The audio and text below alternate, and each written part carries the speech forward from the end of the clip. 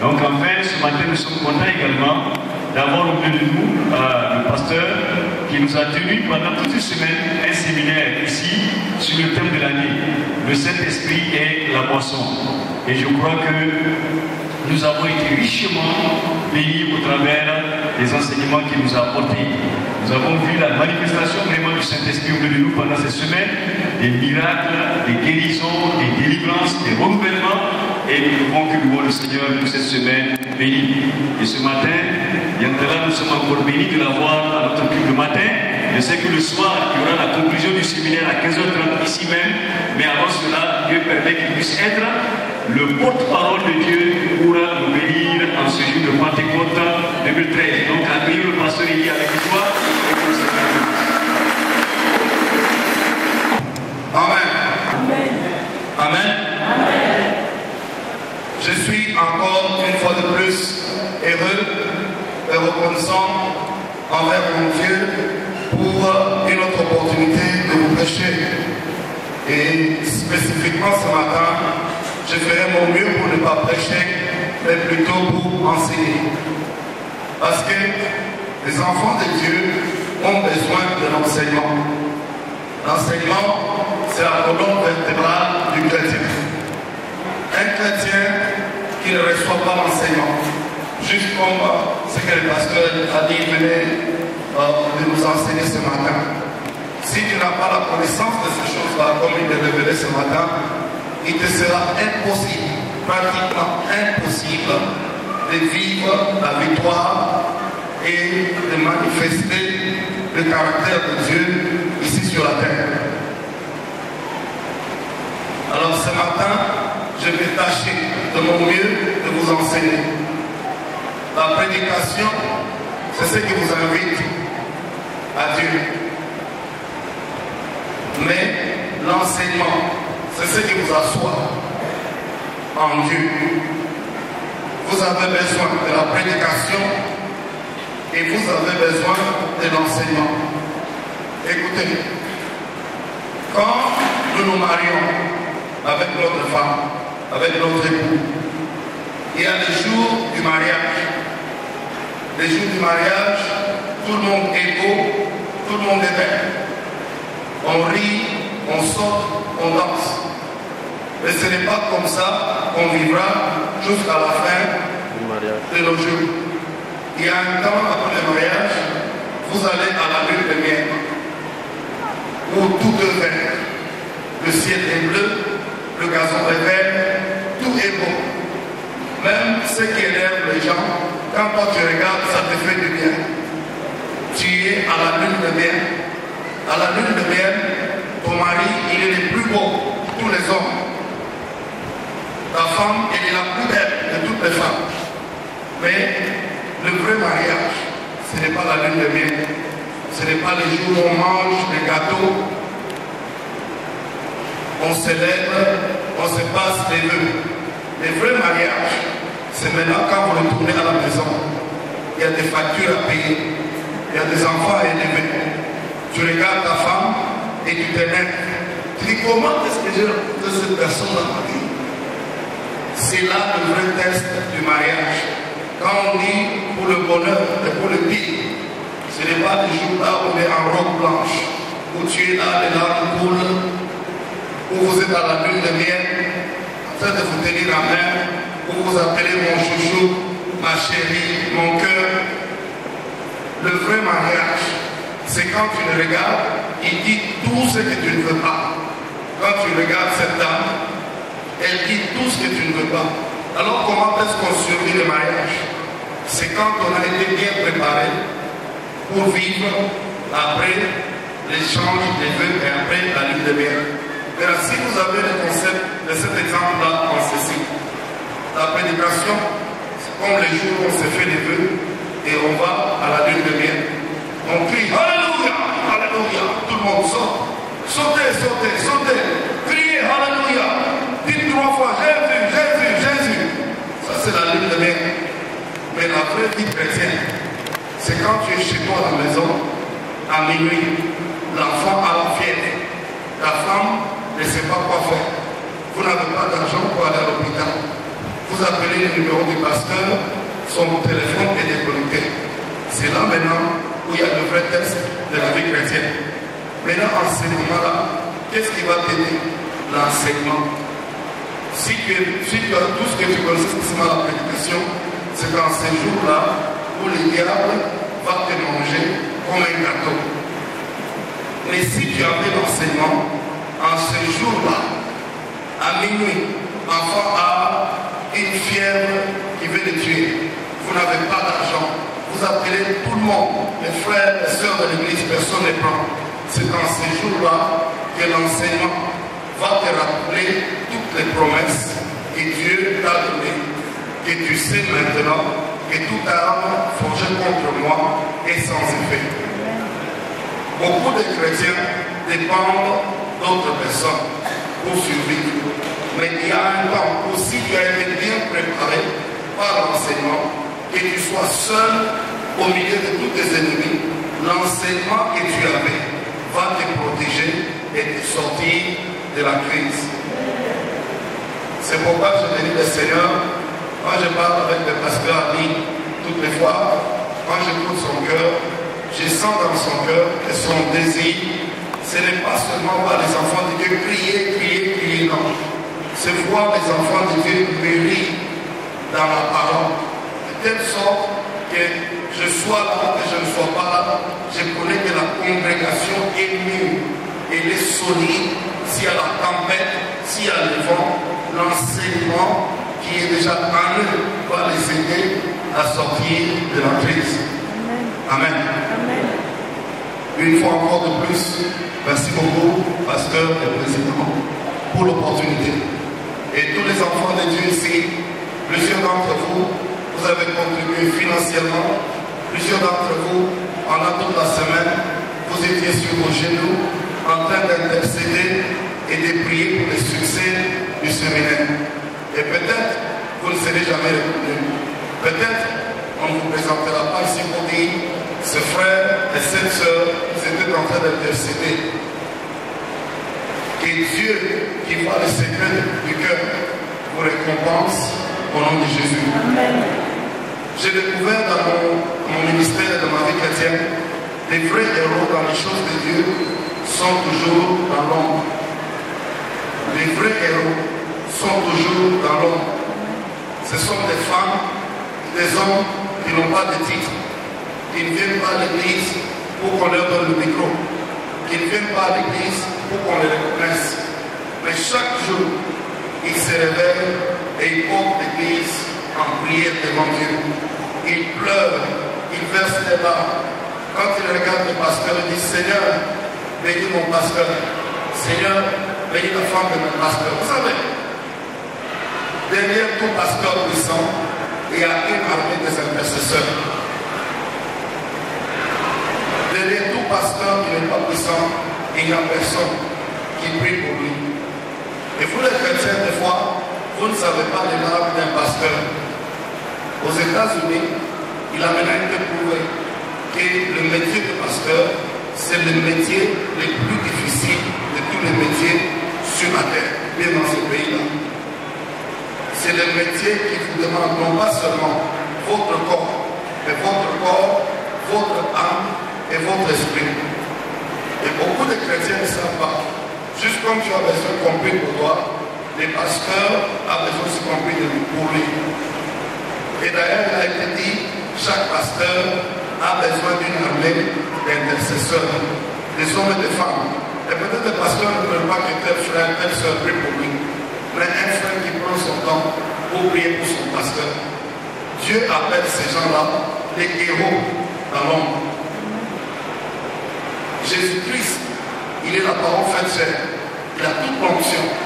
Mais il avait besoin que quelqu'un prie pour lui quand il traversait l'heure la plus noire de sa carrière. À Gethsemane, vous vous souvenez, il a pris Pierre, André, Pierre, Jean et Jacques. Il les a dit quoi? Priez, veillez, priez avec moi au moins 1 heure. Lui, le Fils de Dieu, il avait besoin d'un intercesseur. L'apôtre Paul, l'homme qui a écrit la moitié de la Bible, il a dit aux Éphésiens, priez aussi pour moi, pour que Dieu me donne à proclamer la parole avec hardiesse, avec courage. Nous avons besoin de frères et de sœurs qui sont des gros dans l'ombre.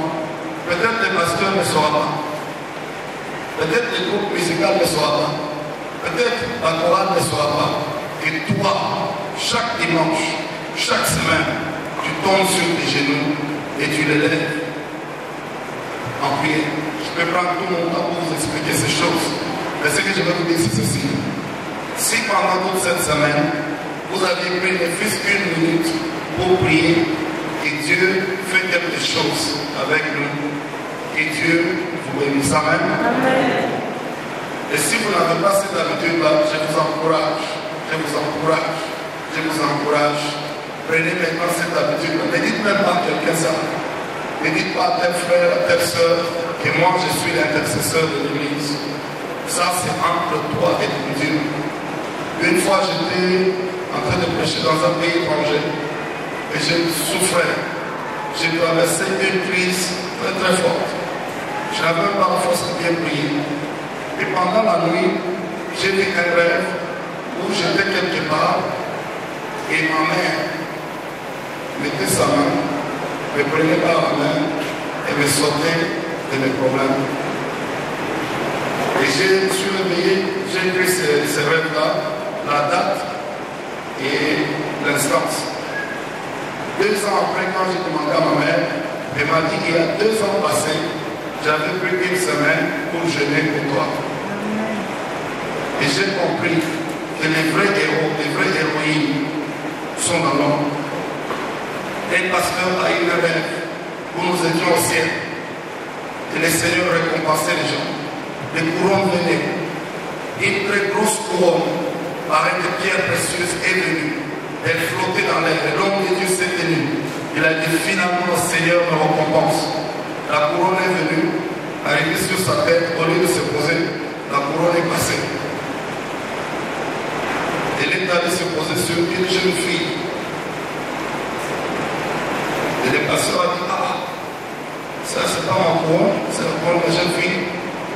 Et après quelques instants, une petite couronne à la dimension de ma barbe est venue se poser sur la tête du pasteur. Et le pasteur s'est dit, Seigneur, ça ce n'est pas normal. Moi j'ai prêché mon cœur, j'ai jeûné, j'ai prié, j'ai fait tout. Et le Seigneur a dit, calme-toi fils. Tu ne peux pas mentir à Dieu. Tu sais dans ton cœur que tu ne priais pas, tu ne jeûnais pas. Tout ce que tu prêchais, c'est des choses que tu avais appris. L'onction qui s'est manifestée dans ta vie, ce n'était pas à cause de toi. C'était à cause de cette petite fille. C'est elle qui était l'héroïne dans l'ombre. Je ne sais pas vers qui le Seigneur a envoyé ce message-là, mais quelqu'un ici doit renouveler sa manière d'aimer son Église. Son Église ici. Renouvelle ta manière d'aimer ton Église. Tu n'as pas besoin qu'on sache que c'est toi qui prie et qui fait descendre les feux du ciel. Jésus dit, votre Père qui voit dans le secret, il vous récompensera publiquement. Les vrais héros dans les choses de Dieu ne sont pas généralement derrière la chair. Les vrais héros se cachent dans le monde. Ce sont des femmes et des hommes qui n'ont pas de titre, qui n'ont pas de nom. Peut-être jusqu'à leur mort, on ne connaîtra pas leur nom. Mais au jour dernier, le Seigneur va ouvrir des livres de souvenirs. Et tu verras les larmes que ces gens ont versées. Tu verras les pleurs que ces gens ont versées. Parce que chaque jour, ils disent le Seigneur, que tout arrive, mais que l'église de Yantala reste fondée sur le roc. Amen. Écoutez, la vie chrétienne sans la prière, c'est comme un moteur sans huile. Si dans le moteur de ta voiture, il n'y a pas d'huile, vous l'allumez, ça va faire sauter le moteur. Il y a un terme là technique pour couler. Le moteur va couler. Le moteur va couler. La vie chrétienne sans prière va sauter. Ça va couler. Et les vrais héros, ils ne sont pas héros ici. Les vrais héros, ils sont héros ici. Ça, c'est l'école de la puissance. Ça, c'est l'école de percée. Ça, c'est l'école de l'excellence. C'est l'école de la colonne vertébrale chrétienne. J'ai remarqué dans ma vie, toutes les familles qui ont toujours surmonté des crises, dans les attentes, les attaques, ce sont des familles où les hommes, où les maris et la femme, ils tombent toujours sur leurs genoux. Mieux vaut recourir à l'Éternel que de se confier dans les hommes. Je viens réveiller les héros qui dorment en toi, les géants qui dorment en toi, parce que Jésus t'a appelé afin que tu sois un héros dans l'homme. Si tu veux être grand dans les choses de Dieu, il n'y a qu'une seule voie qui amène à la grandeur. Et cette voie-là ne va pas en amont. Cette voie-là va en avant. C'est en s'humiliant que le Seigneur nous élève. Amen. Car l'humilité précède la gloire. Mais j'ai remarqué une chose. Si les vertus bibliques chrétiennes étaient comme des visages, si les vertus bibliques et chrétiennes étaient comme des visages, vertus chrétiennes, la paix, l'amour, la joie, la maîtrise de soi, le respect, l'humilité, la discipline, si ces vertus-là étaient comme des visages les plus vilains de toutes les vertus chrétiennes, c'est l'humilité. L'humilité est vilaine. C'est pourquoi quand Jésus est venu dans ce monde, il n'avait ni beauté, ni éclat. Il était vilain. Parce que la Bible dit qu'il s'est humilié. Quand tu t'humilies, c'est vilain. L'orgueil est beau à voir. Les gros dos, c'est beau à voir. Le confort, être relax, tout le monde te sert quoi, c'est toi le patron. Les professeurs de géographie s'étaient trompés. La terre ne tourne pas autour du soleil, la terre tourne autour de moi. C'est vrai, c'est beau à voir. Les hommes que Dieu amène de gloire en gloire sont des hommes qui tombent sur les genoux. Ils ne viennent pas ici pour que les pasteurs le reconnaissent. Ils viennent là-bas, ils s'assoient là-bas. Les pasteurs ne connaissent même pas son nom. Mais quand ils retournent à la maison, des fois elles jeûnent une semaine, une fois. Non pas pour elle, non pas pour sa famille. Elle jeûne seulement pour l'église de Nantala. Si l'église de Nantala prospère, elle a les sourires sur son visage. Mais quand les choses ne marchent pas ici, elle perd d'appétit. Elle ne peut même plus encore respirer. Vous savez, quand ma fille prospère, quand elle joue avec ses amis au basket et elle gagne, j'ai le sourire sur mon visage. Mais quand elle est là-bas avec ses amis, elle est indisciplinée, elle est têtue, elle profère des paroles qui sont méchantes, ça blesse mon cœur. Les vrais héros, quand l'église de Dieu prospère, ils peuvent maintenant dormir en paix. Mais quand les choses ne vont pas bien, ils pleurent, disent Seigneur, jusqu'à quand? Pourquoi dirait-on parmi les nations? Où est leur Dieu? Moi, si je regarde tout ça, je ne sais pas. Mais Dieu avait passé ses paroles dans mon cœur pour vous dire ça. Si ce message-là est pour toi, reçois-les et applique-les. Si ce n'est pas pour toi, rejette sa mort. Ce que je vais vous dire ce matin, dans quelques minutes, c'est que les gens qui marchent avec Dieu, les gens qui obéissent à l'Esprit de Dieu, ils marchent dans la sainteté. L'Esprit de Dieu pouvait être connu comme esprit d'amour, esprit de joie, esprit de paix. Mais dans sa première nature, sa première vertu, c'est la sainteté. C'est pourquoi nous l'appelons le Saint-Esprit. Pourquoi est-ce que l'Esprit de Dieu est appelé Saint? Donc il y a quelque chose dans la vie de sainteté qui reflète la vraie nature de Dieu. Ce matin, je vais vous dire ceci et je vais aller tout droit au but. Je ne vais pas aller par le dos de la cuillère, aller autour du pot. Je vais aller tout droit au but. Tu veux marcher avec Dieu, il y a ce qu'on appelle la sainteté. Tu dois être un homme saint. La sainteté n'est pas une tenue que tu portes. Ce n'est pas une démarche. Ce n'est pas comment tu t'habilles. La sainteté vérité, c'est que tu as donné tout ton cœur à marcher dans la crainte de l'Éternel. Très important. Tu veux voir Dieu marcher avec toi 24 heures sur 24. Il est écrit de chercher la paix avec tous et la sanctification sans laquelle personne ne fera. Écoutez mes frères et sœurs, Dieu aime tout le monde, même ceux qui iront en enfer. Mais la façon de te comporter, la façon de marcher jour et nuit détermine si toi, tu recevras de la part de Dieu. Le péché t'affecte et te fait toi plus de mal que ça te fait du bien.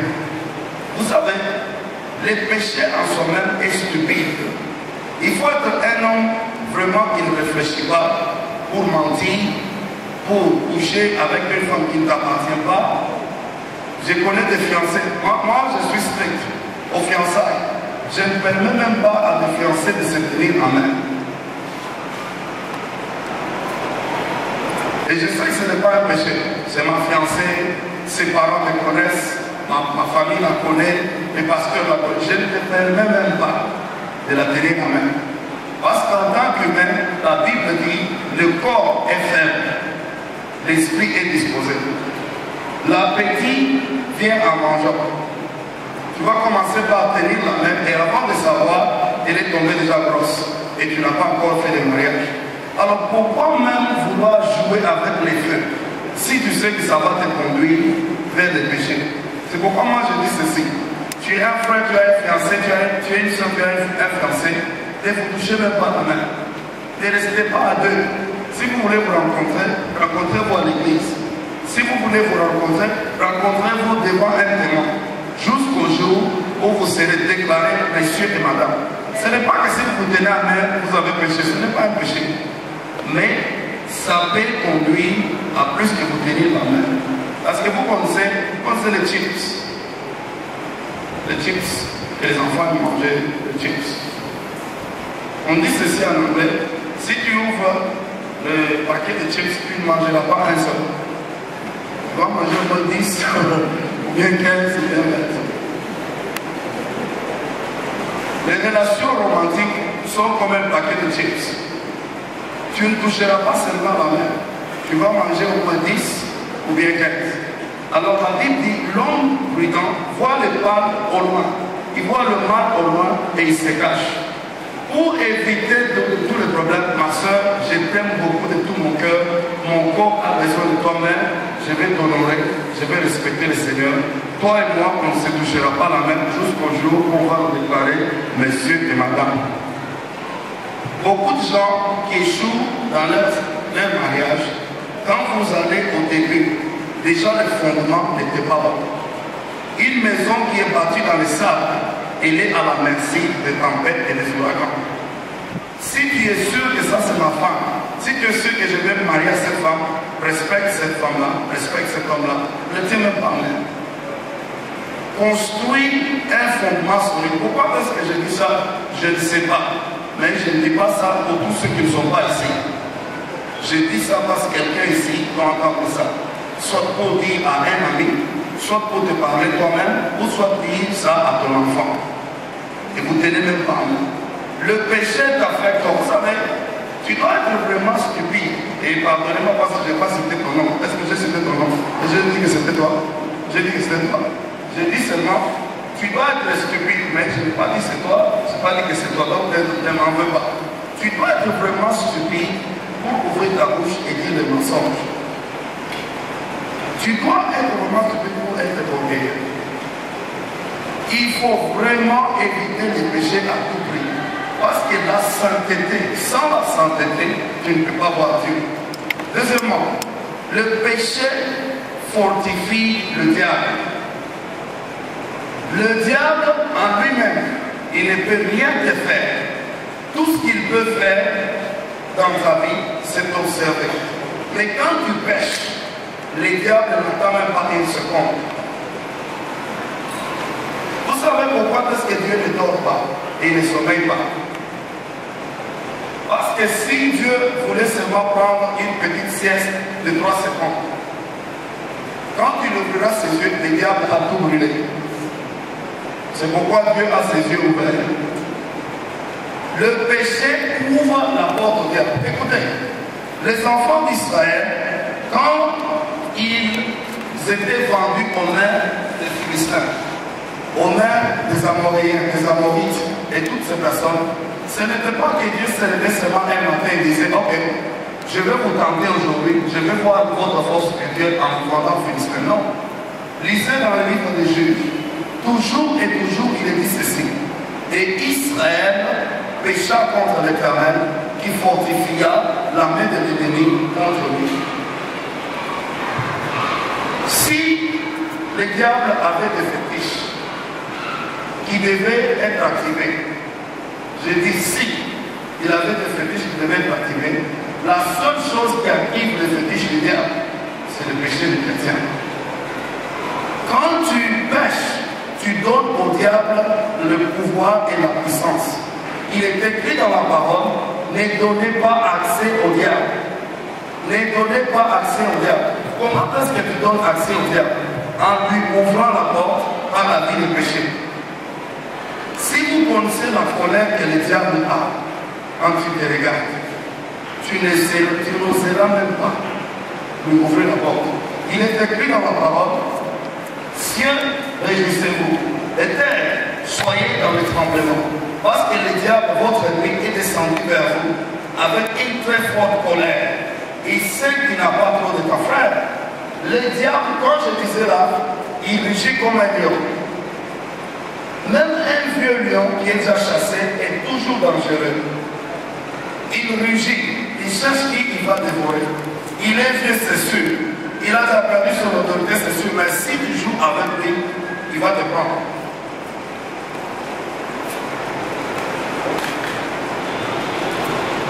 On va vérifier si ça enregistre.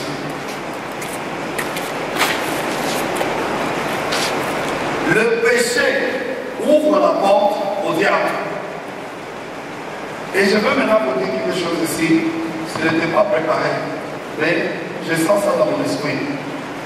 L'une des clés, parmi tant d'autres clés qui ouvrent la porte au diable, c'est ta façon de parler. Tire attention comment tu parles. Parce que la vie et la mort sont au pouvoir de la langue.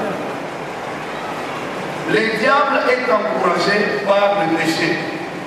Maintenant, vous pouvez me poser la question. Vous pouvez me poser la question. Pasteur Elie, donc toi tu veux me dire que moi je peux vivre dans ce monde ici sans péché? Que je peux seulement vivre moi un jour sans péché? Ma réponse est oui.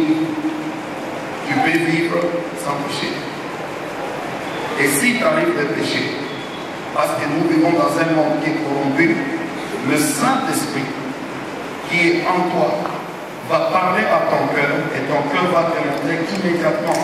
Et ce que tu venais de dire là, ce que tu venais de faire là n'est pas bon et tu vas te repentir tout de suite. Et tu vas continuer. Si vivre dans ta vie sans péché était impossible, alors pourquoi Jésus a dit aux gens qui périssaient, va et ne pêche plus?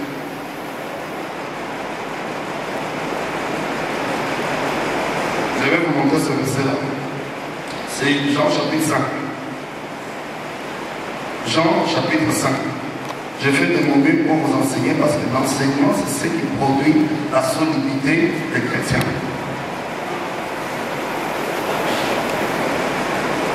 Jean chapitre 5, verset 14.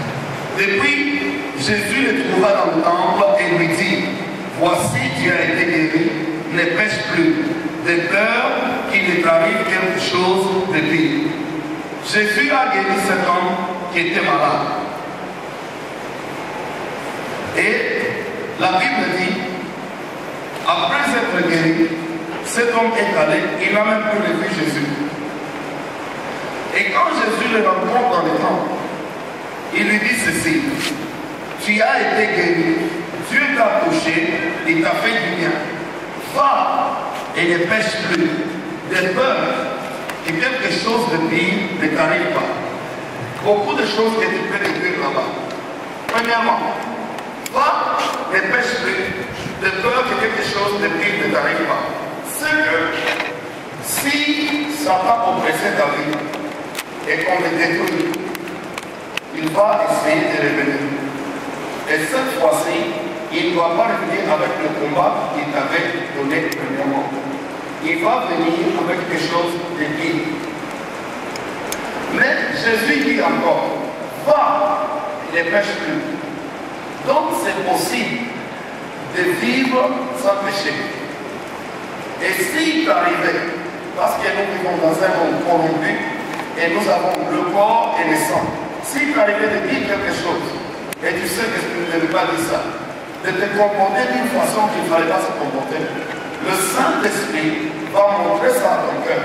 Et ton cœur va te dire que tu as mal agi. Et qu'est-ce que tu fais? Sur place, tu n'attends pas dimanche, tu n'attends pas la semaine prochaine. Sur place, tu demandes pardon à Dieu et tu demandes au sang de Jésus de purifier ta conscience.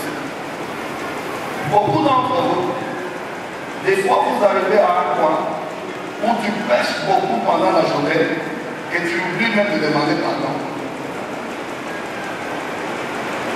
Et ça, c'est l'attitude encore d'humilité. Celui qui dit qu'il n'a pas de péché, il est un menteur. Chaque jour, il faut se sanctifier et se purifier. Parce qu'il y a des péchés que nous commettons par action. Donc, ce sont des péchés que tu fais consciemment. Mais il y a des péchés que nous commettons par omission. Ce sont des péchés que tu connais et tu commets sans savoir que tu les as commis. Et le Saint-Esprit va t'aider à te purifier. Mais Jésus dit, va et ne pêche pas. Comment est-ce que cela est possible? Comment est-ce que c'est possible que tu peux aller sans péché? Je vais vous donner quelques pistes de solution. Premièrement, parce que 90% des péchés que nous commettons, nous les commettons par association.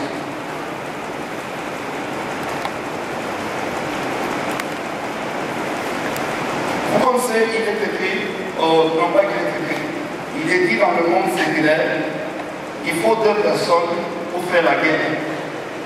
Et il faut 2 pour danser dans l'eau. La plupart des péchés que nous commettons, nous les commettons par association. Tu ne peux pas commettre adultère seul. C'est que pour commettre adultère, la fornication, il faut une deuxième personne. Tu ne peux pas mentir seul. Si tu dois mentir, c'est parce qu'il y a une deuxième personne. Tu ne peux pas t'enorgueillir seul. Si tu dois t'enorgueillir, c'est parce que tu as vu quelqu'un d'autre. La plupart des péchés que nous commettons par association. Alors, un homme qui ne veut pas vivre dans le péché, qu'est-ce qu'il doit faire? Il doit redéfinir son association. Écoutez, dans ta vie, celui qui ne t'attire pas vers Dieu, te dit vers le diable.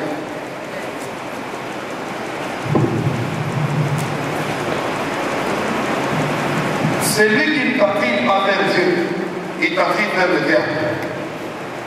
Alors, redéfinis tes associations. Avez-vous compris ce psaume, chapitre 1, verset 1 dit, heureux l'homme qui ne s'assied pas en compagnie, qui ne marche pas selon la voie des pécheurs. Donc, un homme heureux, tu peux le découvrir premièrement avec qui est son ami. Laissez-moi vous dire ceci. Généralement, quand Dieu veut t'amener loin, il regarde qui est autour de toi.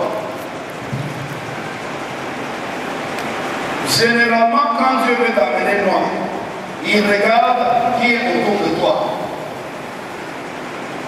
Montre-moi ton ami et je te dirai ce que Dieu peut faire avec toi.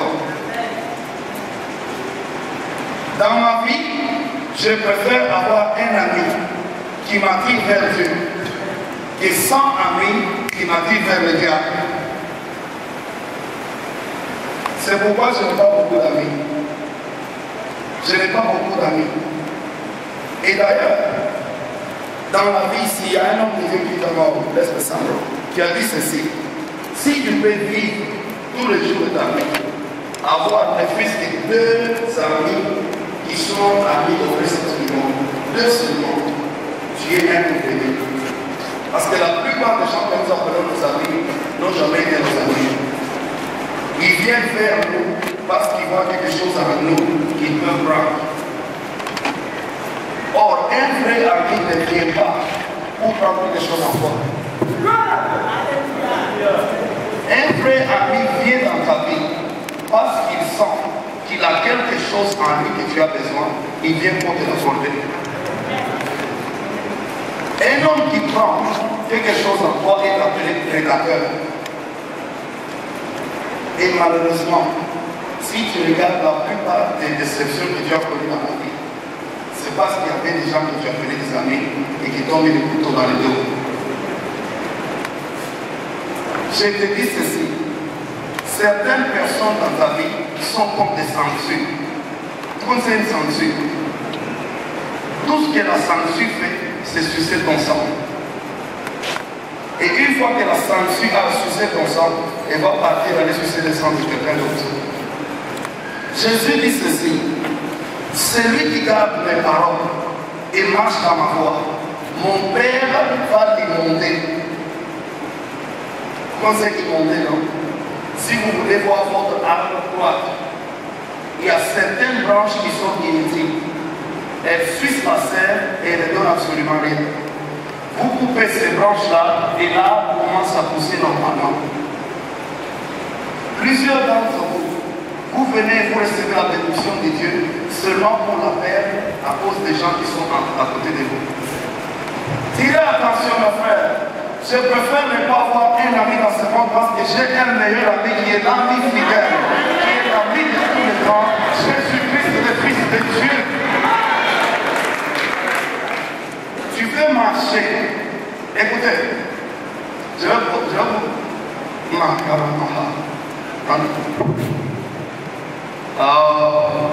Arrêtez mon message. On finit l'équipe à quelle heure? Oh, il n'y a pas d'heure. Ça c'est pour l'église, ça c'est pour l'église.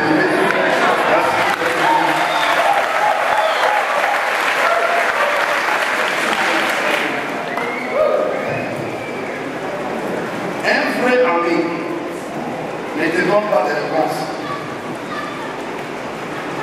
Un homme qui te donne toujours des réponses n'est pas ton ami. Un vrai ami te pose toujours des questions. Pourquoi? Pourquoi? Pourquoi pas? Pourquoi pas? Pourquoi pas? Jusqu'où? Jusqu'où? Parce que l'homme qui te donne des réponses, il a utilisé sa foi pour toi. Un homme qui te pose des questions t'inspire à te libérer toi-même. Parce que toutes les réponses que tu veux sont ici dans ton esprit. Et l'homme qui te pose des questions, il t'inspire à chercher la réponse en Dieu. Quand Adam avait besoin d'une femme, Dieu a tiré la femme en lui. Pourquoi? Parce que Dieu a créé Adam à son image. Quand Dieu a besoin de quelque chose, il tire ça en lui-même. Et maintenant, écoutez comment ça s'applique pour toi. Toutes les questions, toutes les réponses que tu veux dans ta vie, le Saint-Esprit, il est l'esprit de sagesse. Il vit en toi. Tout ce dont tu as besoin, c'est de savoir s'outiller en toi. Luc chapitre 6, verset 45. Un bon monsieur, un homme juste, de son cœur, tire toutes les bonnes choses. Et un ami t'aide à tirer simplement en te posant des questions.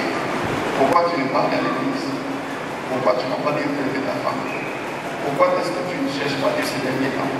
Pourquoi? Un homme qui est mauvais, il vient toujours avec des réponses. Un homme qui vient avec des réponses, il ne te donne pas la chance de réfléchir.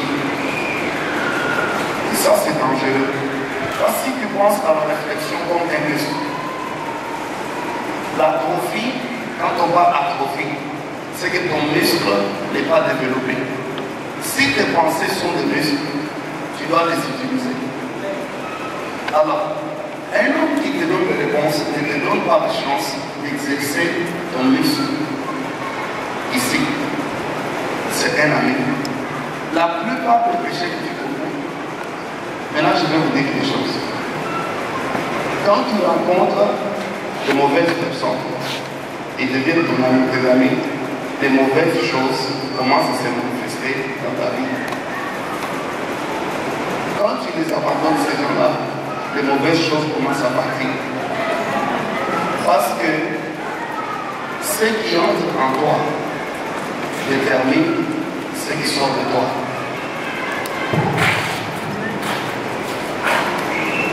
Si tu écoutes la foi, alors les doutes, la peur part. Quand tu écoutes les doutes et la peur, la foi part. Et toi, tu as le choix de choisir qui peut être mon ami frère. Après ce matin, retourne à la maison et fais l'inventaire. Qui est mon ami? Même tes frères, tes propres frères, tes propres soeurs, tes cousins, tes cousines. Vous parlez de quoi? Vous discutez de quoi? Qu'est-ce qu'ils nourrissent à ton esprit? L'île de commodité les plus chères qu'il y a, c'est le temps. Il y a des gens qui viennent pour assassiner ton temps avec des causeries inutiles, des coups de téléphone qui n'ont pas de sens. Ils t'appellent au téléphone pour parler de bobard ou n'importe quoi. Je n'ai pas ce temps-là. Et je ne sais pas, vos téléphones sont peut-être différents, mais le mien, il a un bouton. Si j'appuie sur ce bouton-là, ça coupe directement la communication. Est-ce que ton téléphone est comme ça? Tu peux couper ta communication. Carrément. Pourquoi je dis toutes ces choses? Ce n'est pas pour tous ceux qui ne sont pas ici ce matin. Je dis ça pour vous qui êtes ici parce que vous deviez entendre ça. Ça, c'est la sagesse de Dieu. Nous commettons la plupart de nos erreurs à cause de ce que, à cause de nos amis. Écoutez, quand le temps arrive dans ta vie, où Dieu va t'amener à une autre dimension, généralement, il t'amène un nouvel ami dans ta vie. Ou alors, il retire un ennemi dans ta vie. Amen. Je vous dis ceci, mes frères et sœurs. Si tu n'as pas le courage de dire à un frère, écoute, à partir d'aujourd'hui, si tu veux me parler, parle-moi des choses constructives. Je te donne l'avertissement. Deuxième fois, s'il répète encore de te raconter des histoires qu'il te défie pas, parler des gens, parler de ceci, parler de cela, tu lui dis, je t'ai dit la fois passée. Et là, tu es en train de pousser les limites. Troisième fois, je te dis, tu ne seras plus mon ami. Coupe ça. Jésus a dit à certaines personnes, partez. Dans notre vie, nous voulons emmagasiner tout le monde. Nous voulons embrasser tout le monde. Or, en embrassant certaines personnes, nous embrassons notre propre malheur. Vous savez comment Satan vient dans notre vie? Il vient avec les gens. Satan vient toujours par quelqu'un. La plupart des péchés que nous commettons, nous les commettons par association. Quand Jésus dit va et ne pêche pas, c'est possible que tu vives ta vie sans péché. Maintenant, deuxièmement, le péché en soi est toujours émotionnel. Le péché est émotionnel. Le péché est émotionnel. Le péché est une émotion. Là, je vais laisser la Bible dire ce que je dis là. Là, ce n'est pas moi qui invente. Si vous pouvez voir dans la Bible, vous pouvez accepter. Ouvrez Jacques, chapitre 1, versets 13 et 14. Est-ce que vous pouvez savoir quelque chose de cela? Est-ce que quelqu'un t'a fatigué et dit, ah, tu as beaucoup parlé toi aussi?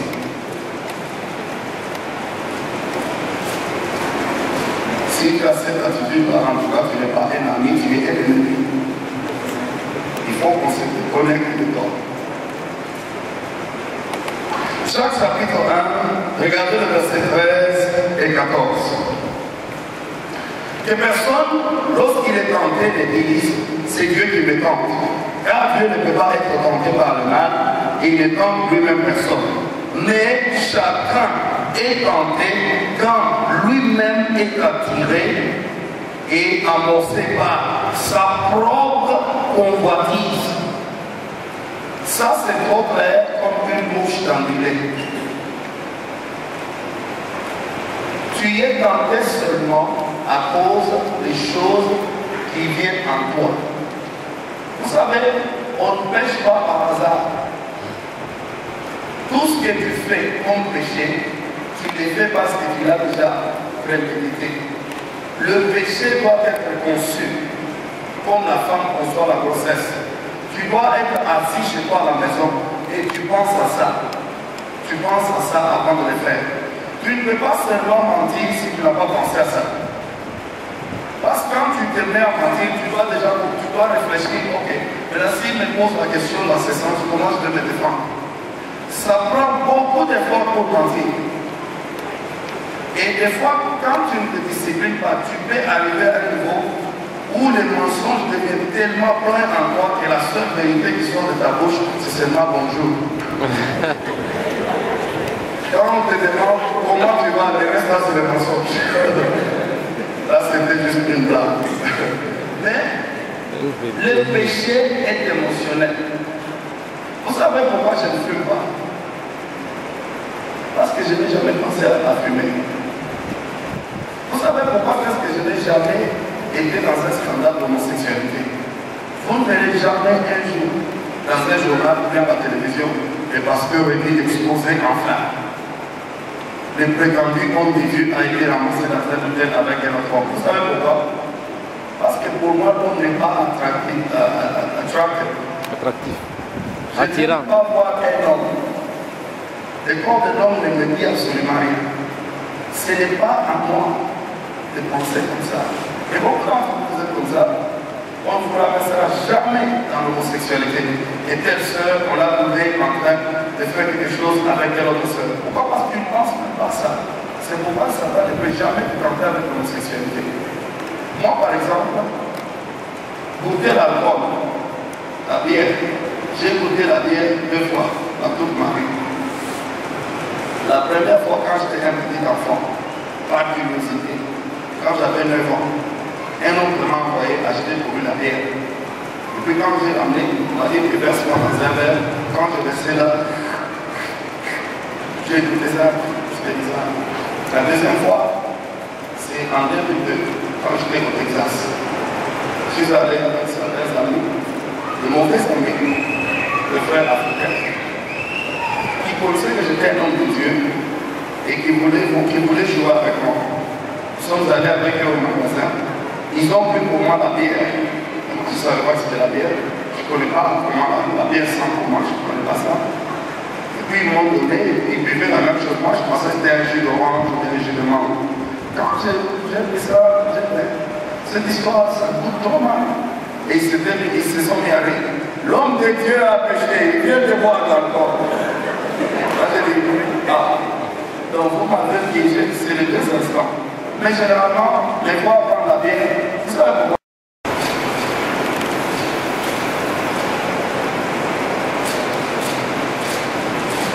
Romains chapitre 8, verset 6.